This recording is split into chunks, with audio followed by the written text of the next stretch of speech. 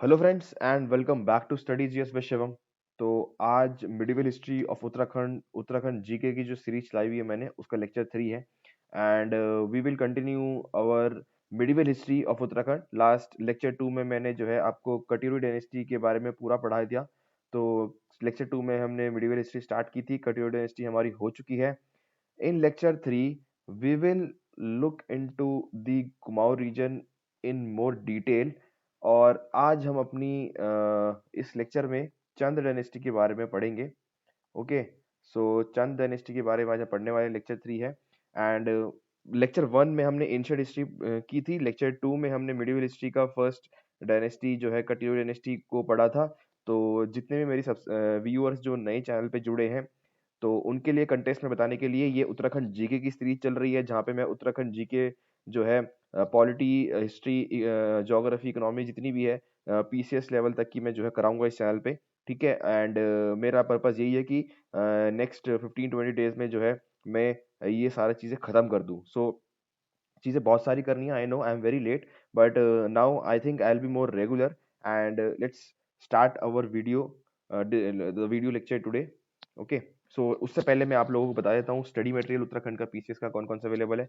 Hand written notes मैंने आपको पहले ही बताया था, मिडिवल हिस्ट्री के अवेलेबल हैं इस लेक्चर की भी। एंड पूरा मतलब मिडिवल हिस्ट्री पूरा कॉम्प्रिहेंसिव वे से जो है कवर्ड है। आपको इससे बाहर कुछ पढ़ने की जरूरत नहीं है, तो आप इसको लेने के लिए कांटेक्ट कर सकते हैं इस व्हाट्सएप नंबर पर। ठीक है, साथ ही साथ उत्तराखंड पीसीएस की प्रीलिम टेस्ट सीरीज जो है चलाई हुई है वो भी अवेलेबल है। That is for 300 rupees only. For 10 full length test आपको उसमें मिलेंगे। अगर ये भी आपको चाहिए, अगेन इसी नंबर पे कांटेक्ट करना है। For any GS related topic, GS के हैंड रिटन नोट्स आपको चाहिए तो भी आपको मिल जाएंगे। ये आपके both prelims plus mains oriented notes हैं। ऐसे भी नहीं है कि सिर्फ खाली प्रीलिम्स के लिए और खाली मेंस के लिए, दोनों के लिए आपको नोट्स मिलेंगे, प्रीलिम्स प्लस मेंस के लिए। एंड अगर आपको लगता है कि ये सारा कंटेंट आपको यूजफुल आने वाला है एंड आप अगर चैनल पे नहीं हो तो please you can consider subscribing to my channel. And also please join my Telegram for all the updates and the study material, quizzes, everything is there. So study material सबके लिए आप Telegram channel join कर सकते हो, link description box में दे दूंगा। Let's start the video. And today as I already told you कि we are going to start Chand dynasty of Kumaon. So Kumaon dynasty मैंने आपको लास्ट लेक्चर में बताया था कि कुमाऊं डायनेस्टी किस तरह से स्टैब्लिश हो रही है, कटिरू डायनेस्टी किस तरह से आई और अपनी प्रेजेंस वहाँ पे फील कराई उन्होंने। ठीक है, उसके बाद अलग अलग ब्रांचेस में इन्होंने जो है अलग अलग एरियाज में उत्तराखंड के रूल किया। I told you about the Rohilkhand areas. And मैंने आपको बताया था कि सतलुज वेस्ट में से लेकर plains in the south and Rohilkhand का जो एरिया था यानी वेस्टर्न उत्तर प्रदेश, ठीक है, ये सब एरियाज जो है प्रोमिनेंटली जो है उस कटियो डायनेस्टी ने जो है प्रोमिनेंटली रूल किया इन 6 फेजेस, सॉरी 6 पैचेज और 6 पार्ट्स में। ठीक है, तो कोई ऐसा नहीं था कि ये पूरा एरिया कटियो डायनेस्टी का है। 1 2 3 4 5 6 ऐसे करके 6 6 पैचेस बने हुए थे नॉर्दर्न इंडिया में। इस तरह से उन्होंने रूल किया।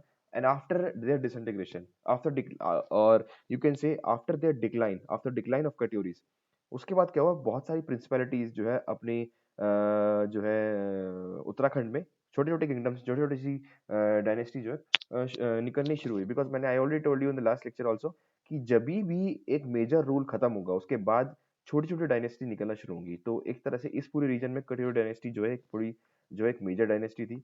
ठीक है, इतनी बड़ी नहीं थी कि इंडिया के स्केल पे हम पढ़ते थे इसको, लेकिन अगर उत्तराखंड हिस्ट्री की बात की जाए तो कटियो डायनेस्टी एक प्रोमिनेंट डायनेस्टी थी। मैंने आपको लास्ट लेक्चर में आपको वो सब कुछ बता चुका हूँ। ठीक है, तो आपका एक इंप्रेशन बन गया होगा कि हाँ भाई कटियो डायनेस्टी जो है एक प्रोमिनेंट डायनेस्टी थी उत्तराखंड की। ऐसा कोई छोटा मोटा उन्होंने काम नहीं किया, उन्होंने अच्छा काम किया है और अच्छे एक शासक की तरह अच्छा रूलर्स वो वहाँ के रहे। ठीक है, उनकी इकॉनमी अच्छी थी। ठीक है, तो इसीलिए आज हम उनको पढ़ रहे हैं। ओके, सो उसके डिक्लाइन होने के बाद, तो कटियोरी डायनेस्टी के डिक्लाइन होने के बाद, कटियोरी डायनेस्टी के डिक्लाइन होने के बाद क्या हुआ, मैंने आपको बताया कि बहुत सारे प्रिंसिपैलिटीज रेज देयर हैंड्स। ठीक है, उसके बाद क्या हुआ, लेकिन आपको पता है जब इतने सारे लोग एक छोटी सी चीज के लिए लड़ेंगे, यानी रिसोर्सेज आर स्केयर। ठीक है, रिसोर्सेज जो है लिमिटेड है लेकिन उसकी डिमांड जो है अनलिमिटेड है। डिमांड अनलिमिटेड होती है किसी भी चीज की। ठीक है, और रिसोर्सेज तो है वो बहुत लिमिटेड है। तो ऑब्वियसली जो है इसके ऊपर लड़ाई होगी। ऐसे ही इस रीजन के ऊपर काफी सारे लोगों ने लड़ाई की। And at the last, at the end, दो मेजर जो है डायनेस्टीज जो है वो उभर के आई। एक का नाम है चंद डायनेस्टी, जो कि जिन्होंने कुमाऊं रीजन में जो है राज किया। ठीक है, एक मेजर डायनेस्टी चंद डायनेस्टी है आपकी कुमाऊं रीजन की।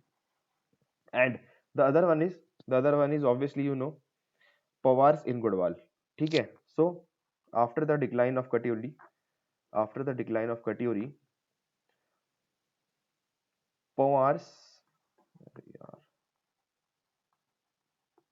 पवार्स इन गढ़वाल एंड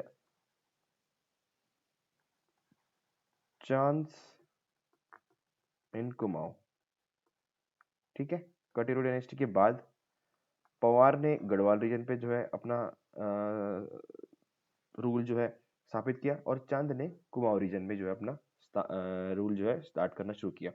ठीक है, तो बेसिकली क्या हुआ कि Chand dynasty had to fight long battles with neighbouring states. ठीक है, चांद डायनेस्टी ने काफी बैटल्स लड़े अपने आसपास के पड़ोसी रीजन के साथ, नेबर स्टेट्स के साथ, चाहे वो गढ़वाल के साथ आप देखोगे कितने सारे युद्ध हुए हैं। गढ़वाल और कुमाऊं रीजन दोनों आपस में लड़ते भिड़ते आए हैं। ठीक है, आप इनकी हिस्ट्री देखोगे। डोती यानी नेपाल रीजन के साथ लड़ाई की, और छोटे छोटे रूलर्स थे जैसे खास रूलर्स। ठीक है, और कटियोली डायनेस्टी बचे कुचे कटियोली डायनेस्टी के जो कुछ पैचेस थे, कुछ पार्ट थे, उनके साथ उन्होंने लड़ाई की। तो बेसिकली बात क्या है, छोटे छोटे रावत रूलर्स थे। ठीक है, छोटे छोटे रूलर्स के साथ लड़ाई बढ़ाई करते करते क्या हुआ कि चांद डायनेस्टी जो है स्टैब्लिश हो गई कुमाऊं रीजन में। लेकिन आपको मैंने बताया कि जो ये रूल है कि they had to fight long battles with neighbouring states. ठीक है, ये बात आपको ध्यान रखनी है। Okay, so exam point of view से अगर इंपॉर्टेंट बात शुरू करें, ठीक है, ये तो कहानी हुई। Somchand Somchand was the founder of the was the founder Somchand was the founder of Chand dynasty। ठीक है, लेकिन कुछ हिस्टोरियंस का ऐसा मानना है कि एक शासक थे तोहर चंद।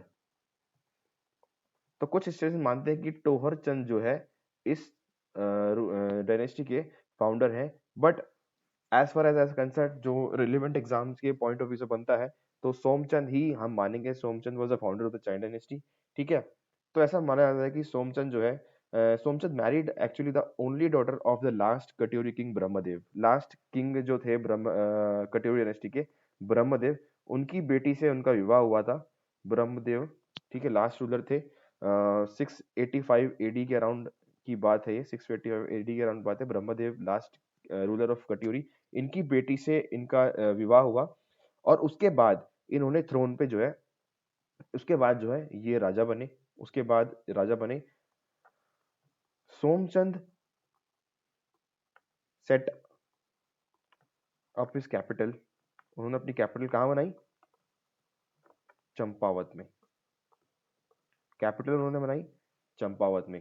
ठीक है, और यहीं से उन्होंने अपना जो एम्पायर है वो एक्सपेंड करना उन्होंने यहाँ से शुरू किया। ठीक है, सोमचंद ने यहाँ पे एक फोर्ट बनाया जिसको राजबुंगा फोर्ट बोलते हैं। राजबुंगा फोर्ट कहाँ बनाया? अगेन मैंने बोला चंपावत में। चंपावत से उन्होंने जो है रूल एक्सपेंड या फिर स्टार्ट करना यहाँ शुरू किया। ठीक है, और यहाँ से उन्होंने क्या किया? अपना रूल जो है स्टार्ट करना शुरू किया। कुछ इनके प्रोमिनेंट एडवाइजर रहे जैसे कार्कीज, बोहराज, टरागीज, ये इनके कुछ प्रोमिनेंट एडवाइजर्स रहे। ठीक है, ऑब्वियसली किंग है तो किंग के एडवाइजर होंगे। ठीक है, तो ये कुछ कम्युनिटी है जो एडवाइजर रहे इनके। उसके बाद देखते हैं कि विद द हेल्प जिसकी हेल्प से, इनकी एडवाइजर्स की हेल्प से, इन्होंने, जो मैंने आपको बताया कि कितने छोटे छोटे आसपास के रूलर्स को जो है इन्होंने रूल करना शुरू किया। ओके, सो लोकल या फिर नेबर्स के साथ जो इन्होंने लड़ाई लड़ी, उनको उन्होंने लड़ा एंड जीते। एंड एक्चुअली क्या हुआ कि जो पावरफुल रूलर थे आसपास के, उसको हरा के उन्होंने अपना रूल जो है consolidate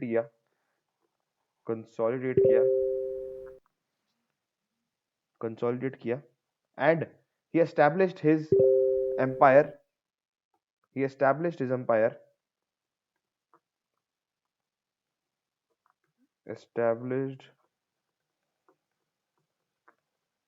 his empire. Okay, now moving on. लेकिन एक बात मानी जाती है, just give me a second, there is some disturbance going on,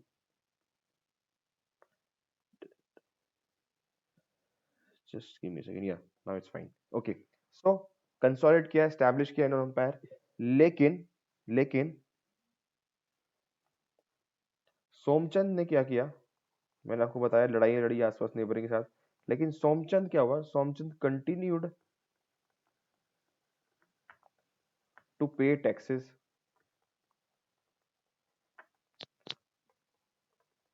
to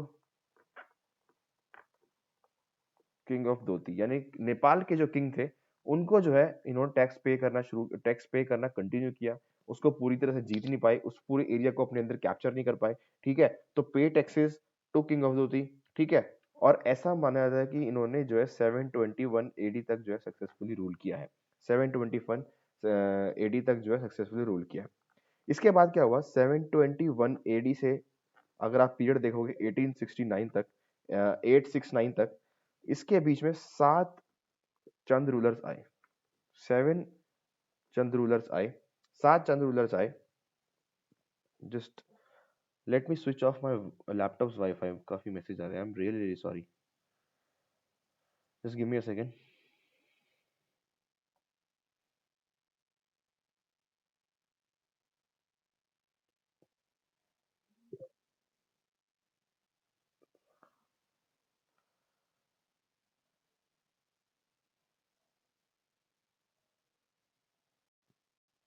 721 से 1869 869 तक जो है 7 चंद रूलर्स आए, मतलब आप देख रहे हो कि इसके बीच में मतलब इतने ज्यादा रूलर्स जो है चेंज हो रहे हैं, दैट मीन्स कि पॉलिटिकल पॉलिटिकल अनस्टेबिलिटी, इसका मतलब सीधा यही होता है कि पॉलिटिकल अनस्टेबिलिटी रही इसके बाद, तो सोमचंद के जाने के बाद एक वैक्यूम क्रिएट हुआ चंद डायनेस्टी में, ठीक है, इतने फ्रीक्वेंटली चंद रूलर्स जो है चेंज हो रहे हैं, दैट मींस पॉलिटिकल अनस्टेबिलिटी आई होगी, दैट इज व्हाई इतना सब कुछ जो है चल रहा था। ओके, एक मेजर घटना घटी 1869 के बाद, क्या sorry 869, I am again and again saying 1869, 869 के बाद क्या हुआ, 869 एडी में क्या हुआ, ठीक है, जो लास्ट रूलर थे वीना चंद,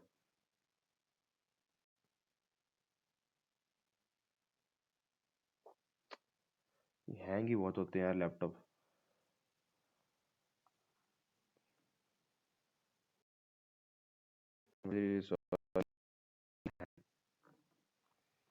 just give me a second।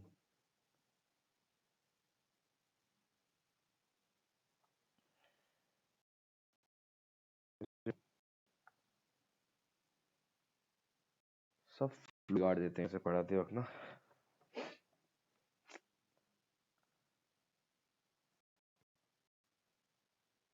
Technology is a boom, but technology के ज़्यादा भरोसे बैठेंगे तो शायद ऐसा होता है, ऑफलाइन क्लासेस होती तो मे बी ये सब ना होता।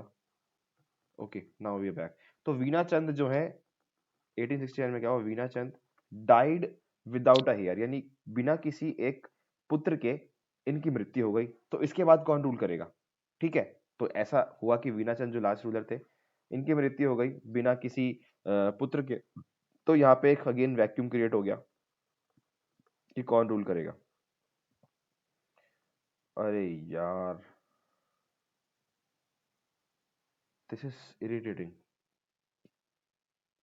The slide is again not responding. The thing is I need to edit this video if huge gap is there, but edit करने में बहुत टाइम लगता है। ओके, वी आर बैक, ठीक है, तो वीना चंद बिना किसी पुत्र दिए मर गए, डेथ हो गई उनकी, कोई पुत्र नहीं है, तो आगे गद्दी पे कौन बैठेगा, कोई नहीं था, वैक्यूम क्रिएट हुआ, वैक्यूम क्रिएट होने से क्या हुआ कि जब भी एक बड़ा शासक बिना किसी पुत्र दिए चला जाएगा, तो गद्दी पे आगे कोई बैठेगा नहीं, गद्दी पे कोई बैठेगा नहीं, तो जो रूलर का उस डायनेस्टी का जो इम्पैक्ट है उस रीजन में वो ऑब्वियसली वीक हो जाएगा, कम हो जाएगा, वीक हो जाएगा। और जब भी वीकनेस होगी तो आसपास के जितने भी उसके शत्रु होंगे, उसके जो एनिमी होंगे, वो उस पर अटैक करेंगे। और यही सब हुआ। जो आसपास के नेबरिंग स्टेट्स के जो उसने जीते, जो स्टार्टिंग में सोमचंद ने जो जीते थे आसपास के खास रूलर्स, जो मैंने आपको बताया छोटे छोटे रूलर्स थे, खास रूलर्स, रावत रूलर्स, उन सब ने जो है अटैक किया और इन्होंने अपनी इंडिपेंडेंस जो है पा ली। जो पहले इन्होंने सोमचंद ने जो पहले इनको अपने अंडर ले लिया था, इन्होंने जो क्या किया, रिवोल्ट किया और इन्होंने जो है अपनी इंडिपेंडेंस पा ली। ठीक है, बिकॉज वीनाचंद बिना किसी पुत्र के जो है गद्दी पे कोई पुत्र नहीं था, और इसका मतलब ये है कि कोई रूलर नहीं बन सका। ठीक है, और ऐसा माना जाता है कि फॉर नेक्स्ट 200 ईयर्स, 200 साल तक, फॉर नेक्स्ट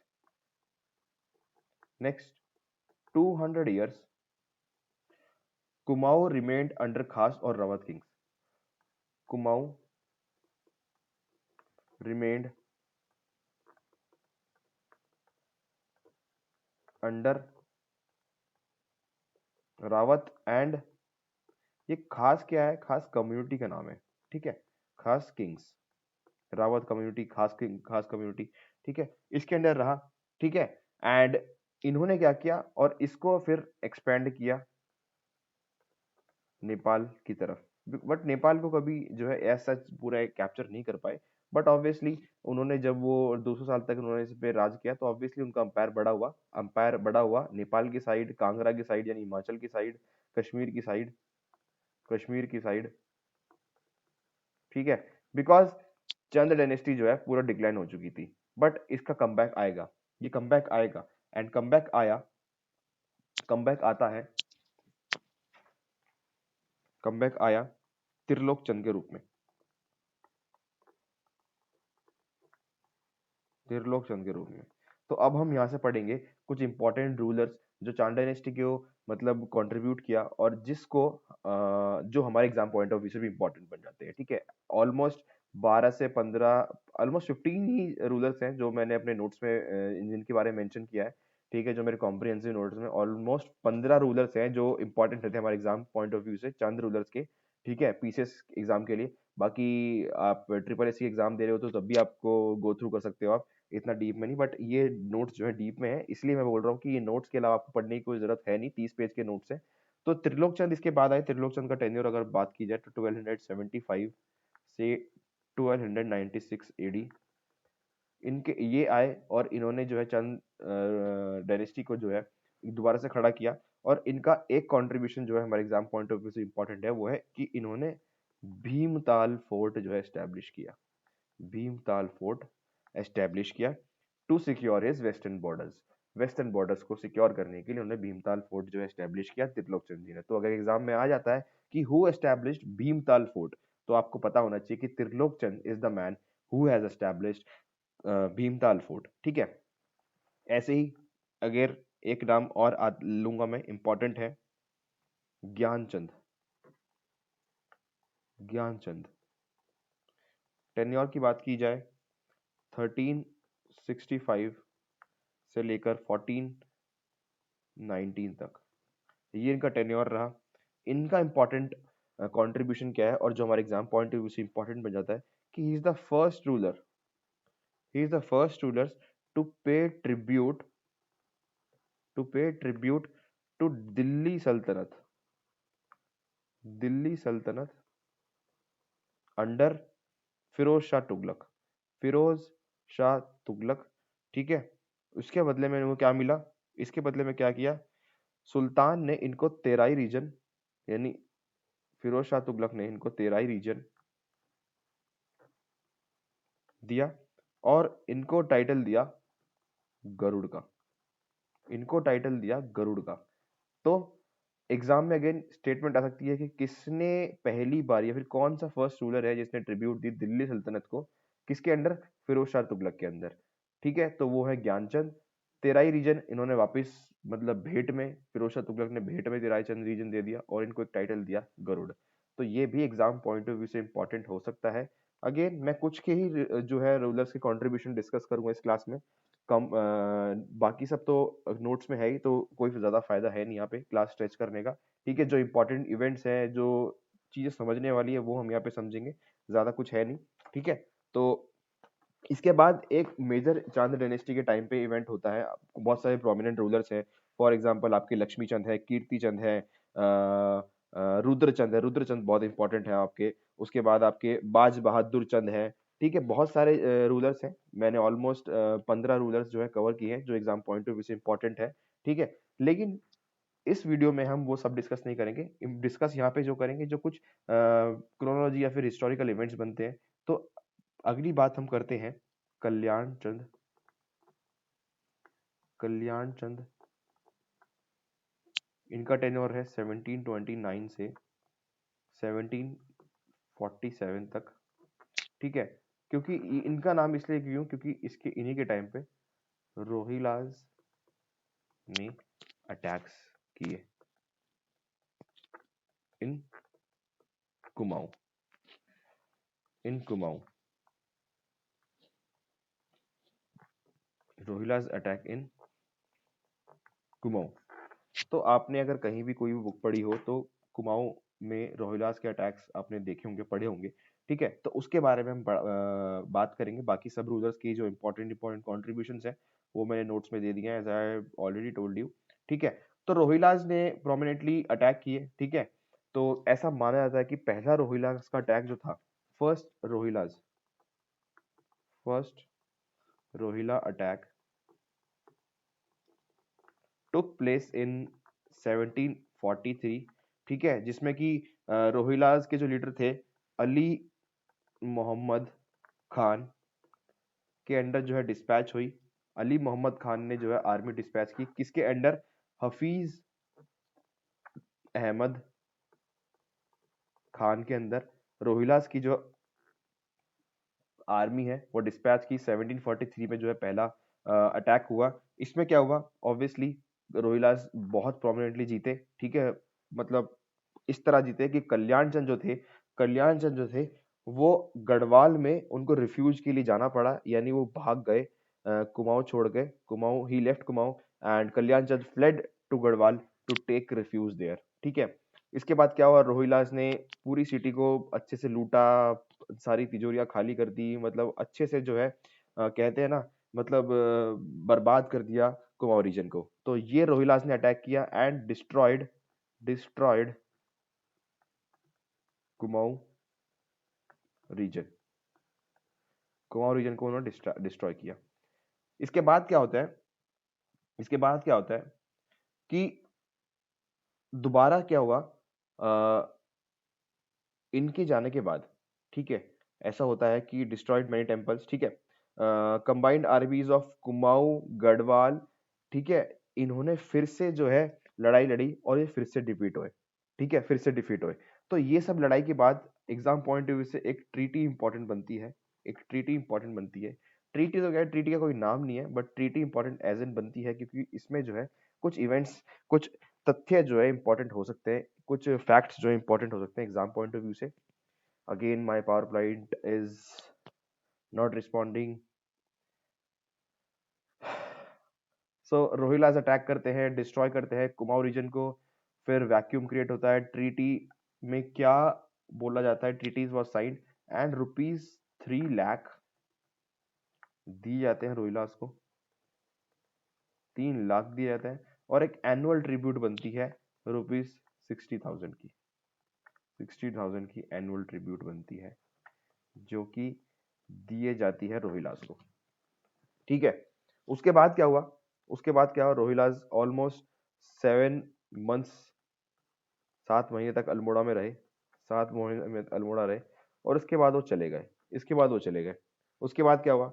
1745 में, 1745 में अगेन उन्होंने अटैक किया, दोबारा से अटैक किया। रोहिलास ने फिर से अटैक किया। रोहिलास ने अटैक किया। रोहिलास ने अटैक किया। बट इस बार क्या हुआ? इस बार क्या हुआ? इस बार they were badly defeated. They were badly defeated. They were defeated. किस किस ने? नाम आता है शिवदत्त जोशी। शिवदत्त जोशी, ठीक है, एंड हरिराम जोशी। ये बहुत प्रोमिनेंट जो है लीडर्स रहे, बहुत प्रोमिनेंट लीडर्स रहे कुमाऊं के। तो ये दो नाम आपको याद होने चाहिए, Shivdatt Joshi and Hariram Joshi. They both were rulers, ठीक है, चंद डायनेस्टी से डायरेक्टली एसोसिएटेड नहीं है, ठीक है, लोकल लीडर्स थे। But because of these two, Shivdatt Joshi and Hariram Joshi, Rohillas were defeated, ठीक है, रोहिलास को डिफीट किया गया। Meanwhile Kalyan Chand paid tribute to Delhi king, ठीक है। उसके बाद क्या हुआ, लेकिन कल्याण चंद ने जो है ट्रिब्यूट जो है दिल्ली किंग को दी, यानी जो उस वक्त दिल्ली में किंग थे उसको दी। हु इशूड फरमान of Terai Babar in his name, ठीक है। और वही सेम चीजें जो ट्रिब्यूट देते तो ऑब्वियसली इन रिटर्न गिफ्ट में, जैसे पहले फिरोज शाह तुगलक ने तिराई रीजन दिया, इस बार फिर से वही सेम चीज हुआ, इन्होंने ट्रिब्यूट दी और फिर से जो है तिराई रीजन का जो है इनको फरमान इशू हुआ। Okay, so this is a thing. तो ये सब हुआ, रोहिलास अटैक हुए, रोहिलास ने किस तरह से अटैक किया और क्या कुछ रहा। इंपॉर्टेंट हमारे एग्जाम पॉइंट ऑफ व्यू से ये नाम, दो नाम है, हाफिज अहमद खान, अली मोहम्मद खान, एंड किसके टेन्योर में हुई, मोस्ट इंपॉर्टेंटली कल्याण चंद के टेन्योर पे, ठीक है। ये कुछ एपिसोड जो था जो इंपॉर्टेंट बनता है। नेक्स्ट हमारा इंपॉर्टेंट चीज बनती है एडमिनिस्ट्रेशन में, सीधा सीधा आएंगे। ऐसे तो 15 नाम है वैसे तो इस पूरी डायनेस्टी में जो इंपॉर्टेंट रूलर्स है, नोट्स में दे दिया मैंने वो सब चीजें। लेकिन हाँ, एक चीज इंपॉर्टेंट और आ जाती है एडमिनिस्ट्रेशन से पहले। हम एक इवेंट और डिस्कस करते हैं, जो कि इवेंट है दीपचंद के टाइम पे। दीपचंद, इनका टेन्योर होगा 1748 से 1777। अब इस टेन्योर के बीच में एक बहुत ही बढ़िया घटना घटी और उस घटना का नाम है battle of Panipat. Battle of Panipat. तो आपको जान के ये हैरानी होगी या फिर क्यूरियोसिटी होनी चाहिए मन के माइंड में कि बैटल ऑफ पानीपत के टाइम पे उत्तराखंड में क्या चल रहा था। तो मैं आपको बताता हूँ कि उत्तराखंड में बैटल ऑफ पानीपत के टाइम पे क्या चल रहा था। तो हुआ क्या कि जो दीपचंद है, ही वॉज अ माइनर, यानी वो बहुत छोटे थे, छोटा बच्चा था जो थ्रोन पे आ गया था, ठीक है। तो रियल पावर जो थी, जो रियल पावर थी, वो शिवदत्त जोशी, शिवदत्त जोशी के हाथ में थी। शिवदत्त जोशी अगेन कोर्ट में कोई वो थे, ठीक है। तो इनके हाथ में थी, शिवदत्त जोशी के हाथ में थी। हुआ क्या इन 1761, ठीक है, कुमाऊं आर्मी, कुमाऊं आर्मी किसके लीडरशिप में, शिवदत्त जोशी की लीडरशिप में, ठीक है, प्लस हरिराम, हरिराम जोशी, ठीक है। पिछली स्लाइड में मैंने देखा, बताया आपको, ठीक है, कि कितना इंपॉर्टेंट रहा इनका शिवदत्त जश और हरिराम जोशी का। जब रोहिलास ने अटैक किया, इन दोनों ने ही रोहिलास को जो है यहाँ से खदेड़ा। और इन्हीं के टाइम पे क्या हुआ, जब बैटल ऑफ पानीपत हुआ, तो शिवदत्त जोशी प्लस हरिराम जोशी की आर्मीज को कंबाइन करके जो है इन्होंने जो है पार्टिसिपेट किया बैटल ऑफ पानीपत में, ठीक है। Participated in battle of, participated in battle of Panipat, ठीक है। मजे की बात यह है कि इन्होंने किसके साथ, अलोंग विद हुम, इनकी टीम में और कौन था। सबसे शॉकिंग चीज तो ये कि जिनको खदेड़ने में लगे हुए थे 4 साल पहले, 20 साल पहले, ठीक है, 15 साल पहले, सॉरी 15 साल पहले, तो रोहिलास अब आज की डेट में रोहिलास जो है इनके साथ जो है लड़ रहे थे, ठीक है। तो रोहिलास एंड ये शिवदत्त जोशी यानी चंद डायनेस्टी और रोहिलास जो है साथ में थे। और ये किसका साथ दे रहे थे, क्योंकि आपको पता है बैटल ऑफ पानीपत किसके अगेंस्ट हुआ था, अहमद शाह अब्दाली, अहमद शाह अब्दाली वर्सेस मराठास। तो ये किसका साथ दे रहे थे, मराठास का? बिल्कुल नहीं, they were on the side of Ahmad Shah Abdali. Ahmad Shah Abdali की साइड थे। तो Ahmad Shah Abdali along with the rulers of north India, ये बात याद रखना। वो जो बैटल ऑफ पानीपत हुआ है, वो उसको इस तरह से कभी मत लेना कि इंडिया वर्सेस अफगानिस्तान, वो जो है बैटल हुआ था India versus Afghanistan, because Ahmad Shah Abdali was from Afghanistan. तो ऐसा मत मानना कभी भी कि अफगानिस्तान के साथ वॉर हुआ था।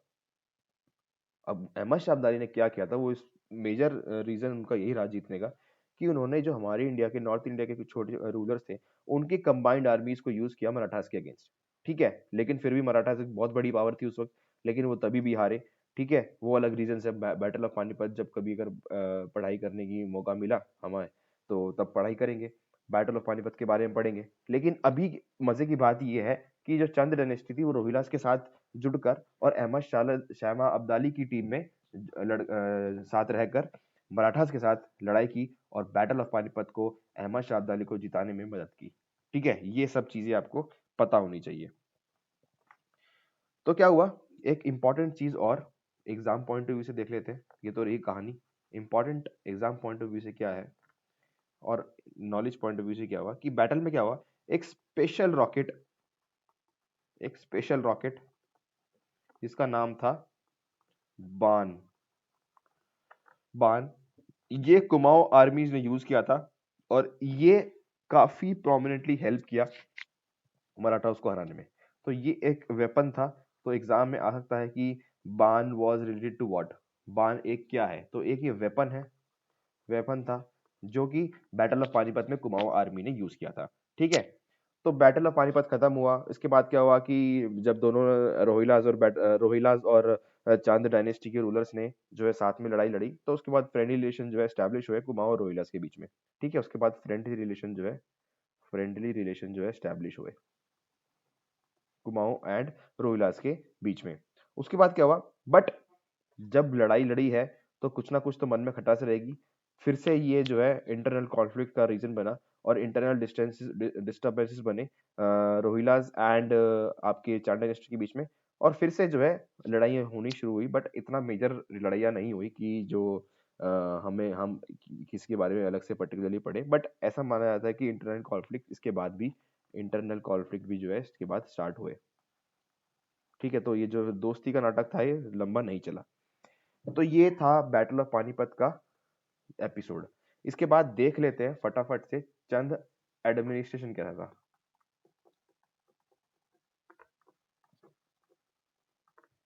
एडमिनिस्ट्रेशन, तो चंद एडमिनिस्ट्रेशन की बात की जाए तो सोमचंद ने क्या किया, Somchand established Panchayati Raj system. Exam point of view से इंपॉर्टेंट, पंचायती राज सिस्टम एग्जाम में आ सकता है। पंचायती राज सिस्टम किस चांद रूलर ने स्टैब्लिश किया। ठीक है, और इन्होंने अलग अलग मिनिस्टर जो है एडमिनिस्ट्रेशन के लिए, एडवाइजर के लिए अलग अलग से जो है अपॉइंट की सिस्टम को रन करने के लिए। ठीक है, किंग अगेन हमेशा की तरह किंग जो है हाईएस्ट अथॉरिटी था। हमेशा की तरह king was the highest authority और सारी की सारी पावर जो है उसमें जो है किंग में लाई करती थी। And he was the owner of all the resources. King highest authority,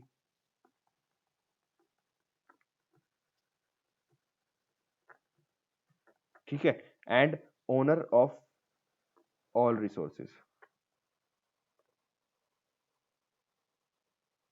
ठीक है, उसके बाद to run the administration he set up a मंत्री परिषद विद फंक्शनरीज सच एज, कुछ फंक्शनरीज उन्होंने सेटअप की थी। फॉर एग्जांपल बख्शी को अपॉइंट किया था आर्मी और इकोनॉमी देखने के लिए।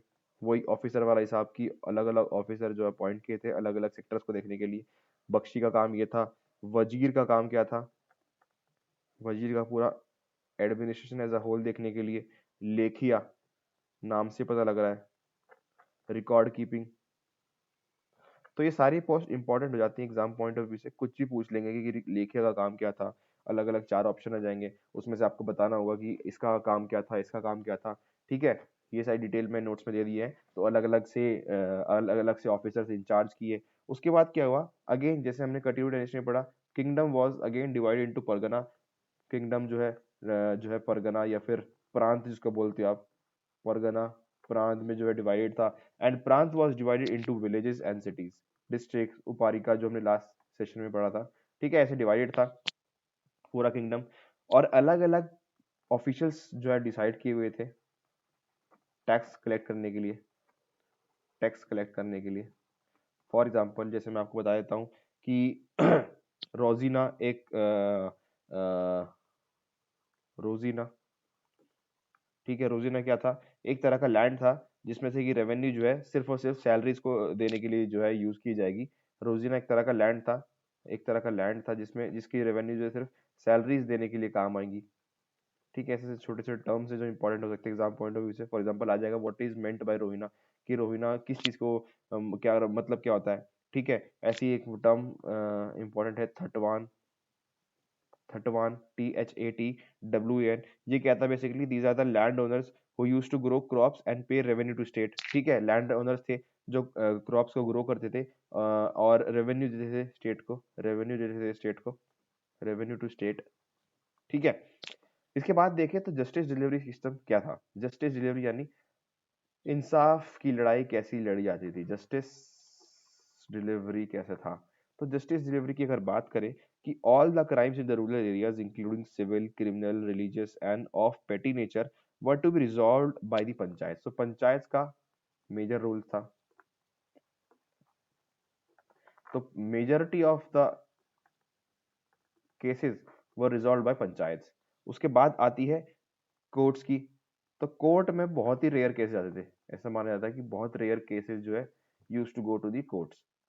ठीक है, रूल ऑफ लॉ ऑब्वियसली नहीं होगा। रूल ऑफ लॉ कैसे हो जाएगा, रूल ऑफ लॉ कॉन्स्टिट्यूशन से होता है, कॉन्स्टिट्यूशन है ही नहीं। तो rule of law was not present. Justice use to be delivered by case to case basis, मैंने आपको ऊपर बता दिया। अगेन यहाँ पे एक चीज आती है, कास्ट वाज एन इंपॉर्टेंट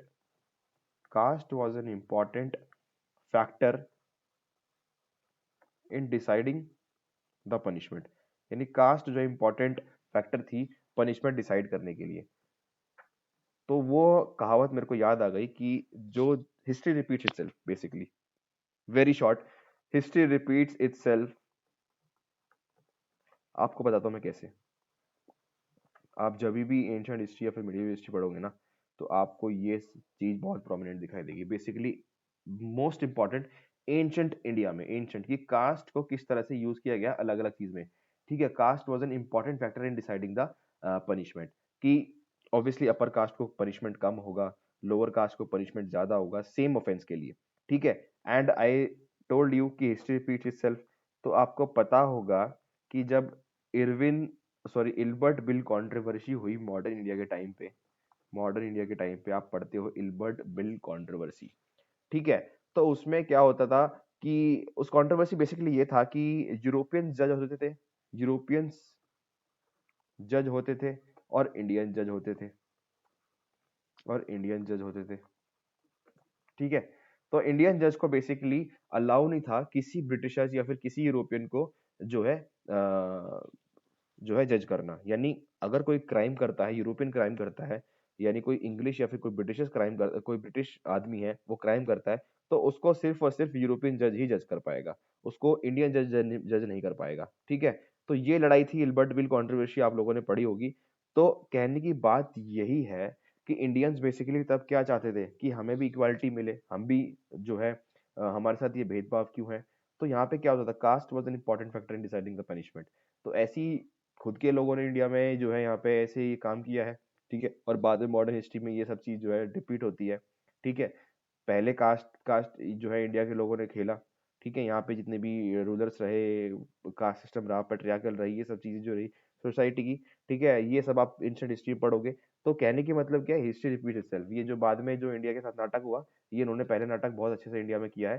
तो ये जो चीजें हैं, ये कोई नई चीजें नहीं थी कि डिस्क्रिमिनेशन सिर्फ इंडियन के साथ हो। जैसे गांधी जी की आप सुनते हो कि Indians were not allowed in the restaurants or at public places.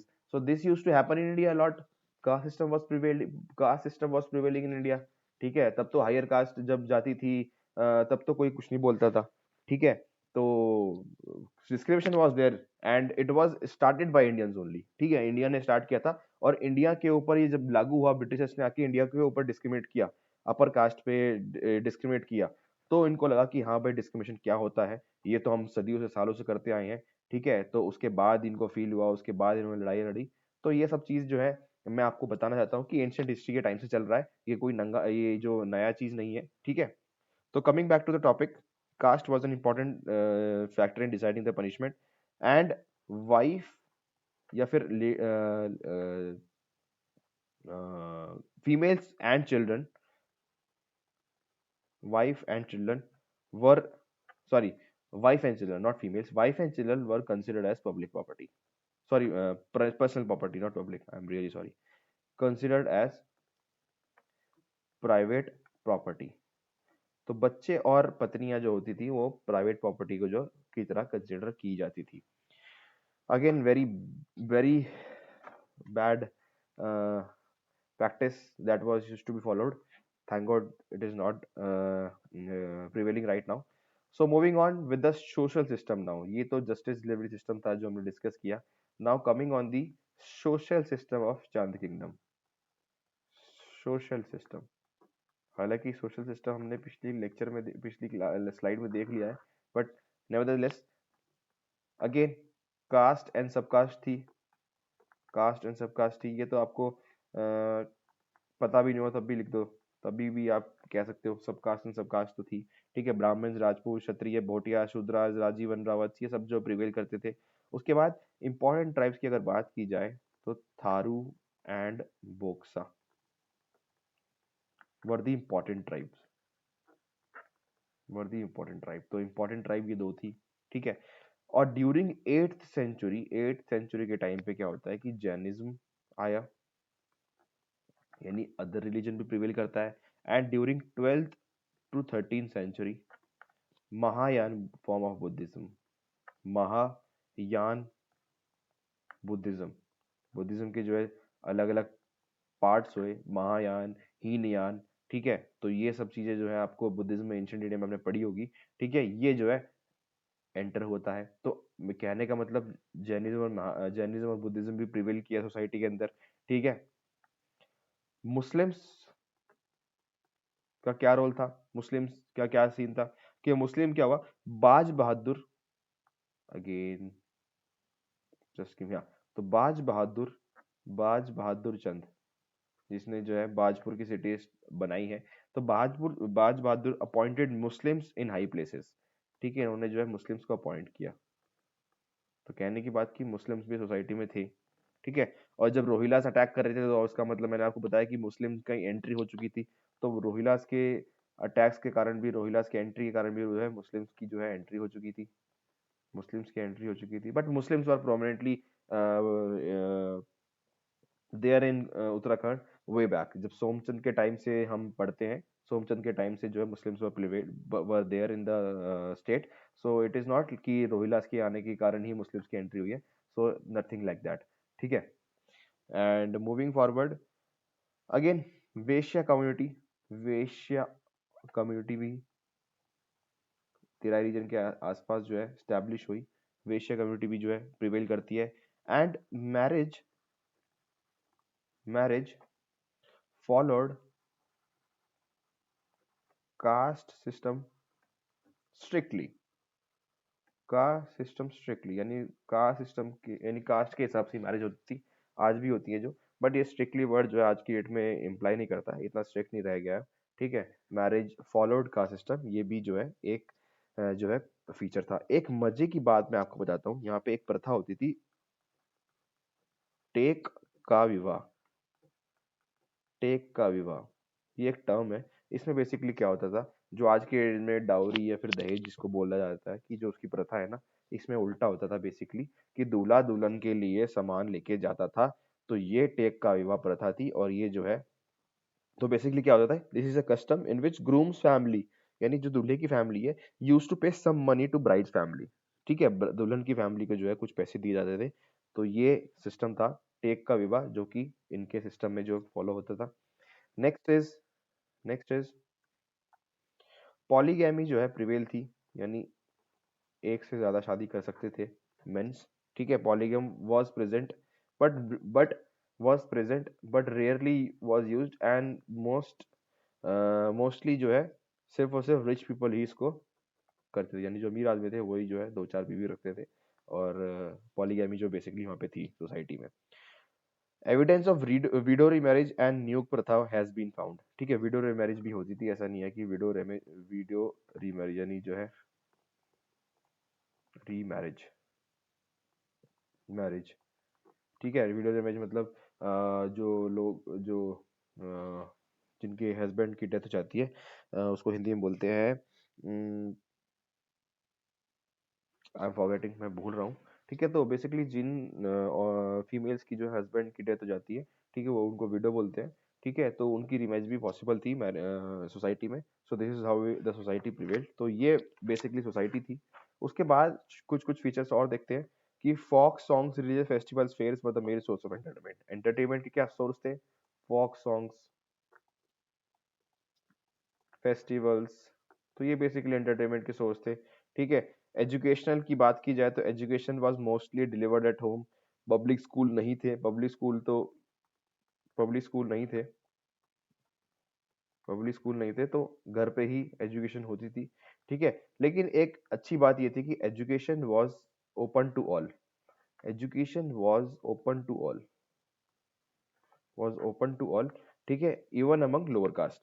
And also the good thing is कि स्टेट यूज टू फाइनेंस, कि स्टेट जो है फाइनेंस करता था और बच्चों को जो पढ़ने भेजता था काशी में, और इसके लिए फंडिंग जाती थी। ठीक है, तो बेसिकली ये भी एक अच्छा फीचर जो है माना जाता है। तो नेक्स्ट आता है हमारा इकोनॉमिक सिस्टम। इकोनॉमिक सिस्टम कैसा था? ठीक है, सब कुछ डिस्कस कर लिया, अब बात करते हैं लास्ट में इकोनॉमिक सिस्टम की। अब इकोनॉमिक सिस्टम अच्छा ही होना चाहिए, तभी इतनी सारी चीजें हो रही हैं। तो इकोनॉमिक सिस्टम की बात की जाए तो इकोनॉमिक सिस्टम बेसिकली क्या कहता है? It is often termed as golden period. Golden period in terms of economic advancement of Kumaon. ठीक है, economic advancement, golden period in terms of economic advancement of Kumaon.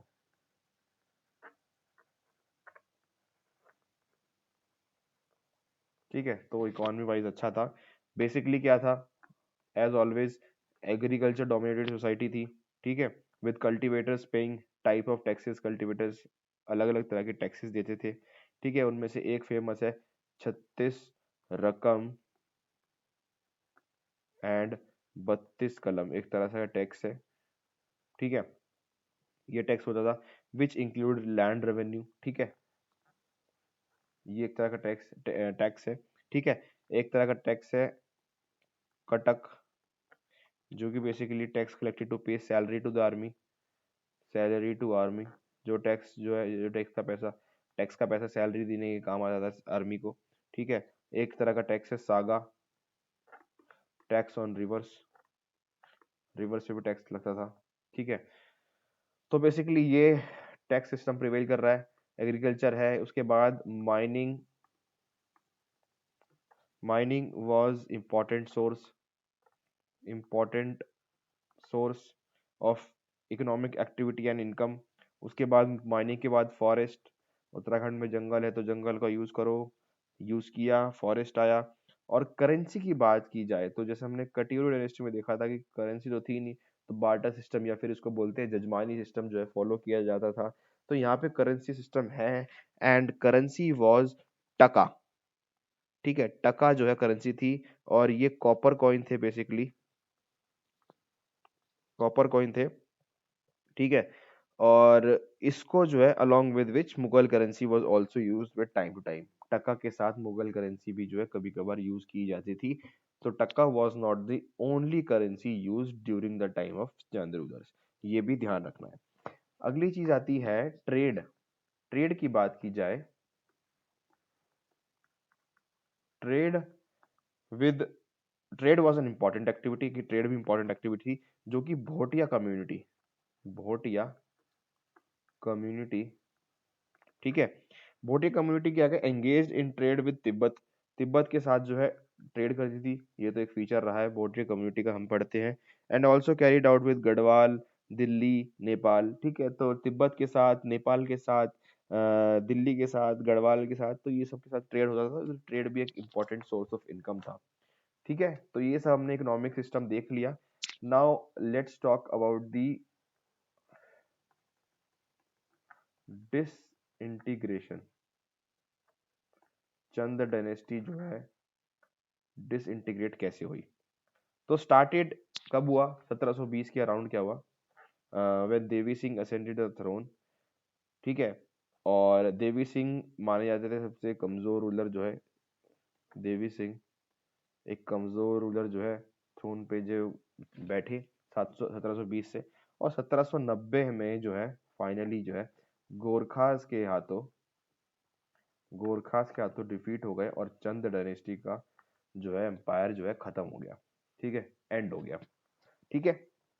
तो मेन रीजन देखते हैं, मेन रीजन बेसिकली क्या रहे, मेन रीजंस क्या रहे, थोड़ा आइडिया होना चाहिए कि किस तरह से जो है चंद्र डायनेस्टी का मेन रीजंस क्या था डिसइंटीग्रेट होने के लिए। पहला था वेस्टेज ऑफ रिसोर्सेज, ऐसा माना जाता है कि जो है लग्जरी में ज़्यादा जो है पैसा खर्च किया गया, wastage of resources on lavish lifestyles of rulers, ठीक है, ऐसा माना जाता है। सेकंड, फ्रीक्वेंट वॉर्स,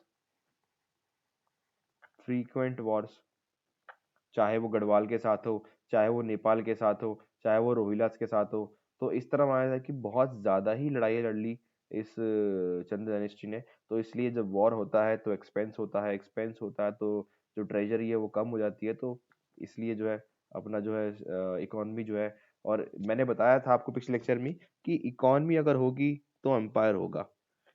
फॉर्मूला है economy is equal to empire,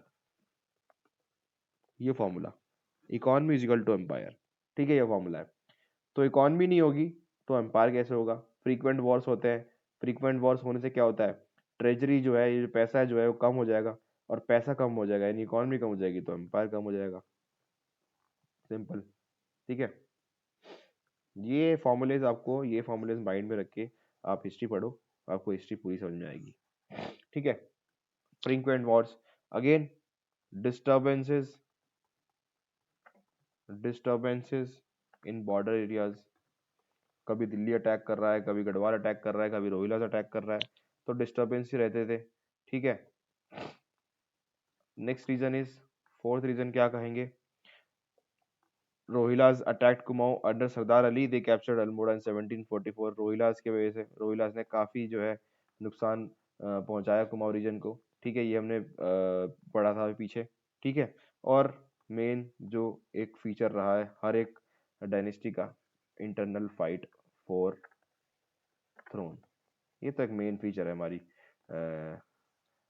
history में, जो हर एक डायनेस्टी के साथ प्रिवेल किया है, चाहे वो मराठा हो, ठीक है, चाहे वो बंगाल में हो, चाहे वो कहीं पे भी हो, आप कोई भी हिस्ट्री पढ़ोगे तो ये फैक्टर तो आप देखोगे, इंटरनल फाइट फॉर, मतलब सबको राजा बनना है, सबको राजा बनना है, तो ये जो फीचर जो है आपको हर जगह मिलेगा आपको, ठीक है। राजस्थान से लेकर, पंजाब से लेकर आप उत्तराखंड चले जाओ, ठीक है, आप नीचे साउथ में चले जाओ, एक मैसूर को छोड़ के, मैसूर में ऐसा कुछ नहीं पढ़ते हम, ठीक है, मैसूर का जो हिस्ट्री है वहाँ पे जितने भी पढ़ी, वहाँ पे हमने देखा कि मैसूर में जो है केपेबल इंसान काफ़ी गए, हैदर अली, उसके बाद टीपू सुल्तान, लेकिन आप मराठास देख लो, राजस्थान की हिस्ट्री देख लो, सब में जो है ये सब चीज़ जो है कॉमन रहेगी, internal fight for the throne. तो ये सब रीजंस थे, ठीक है। तो बेसिकली हमने सारी चीजें कवर की चंद रूलर्स के बारे में।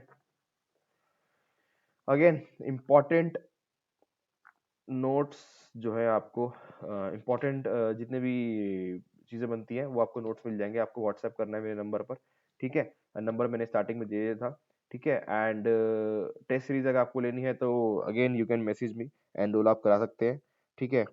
तो लेट्स एंड दिस क्लास, अगली क्लास में हम जो है गढ़वाल की हिस्ट्री पढ़ेंगे, गढ़वाल बेसिकली पंवार्स, ठीक है। और नेक्स्ट क्लास में थर्ड लेक्चर जो होगा, सॉरी फोर्थ लेक्चर जो होगा, उसमें हमारा मिडिवल हिस्ट्री जो है उत्तराखंड का वो खत्म हो जाएगा, और फिफ्थ लेक्चर से हम स्टार्ट करेंगे मॉडर्न हिस्ट्री ऑफ उत्तराखंड, ठीक है। सो आई होप आपको ये लेक्चर पसंद आया हो, so thank you for watching, and please consider subscribing to my channel.